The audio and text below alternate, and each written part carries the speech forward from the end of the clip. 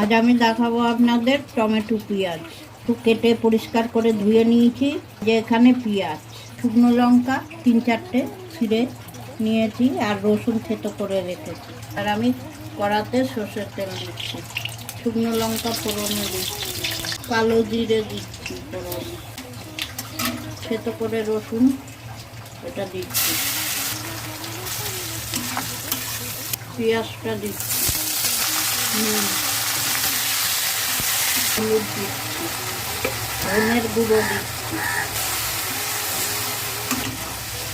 কাঁচা লঙ্কা দিচ্ছি, টমেটোগুলো দিয়ে দিচ্ছি,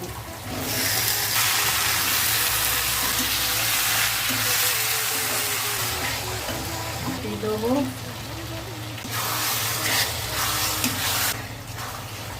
আমার টমেটো পেঁয়াজ এবার নামিয়ে দেবো।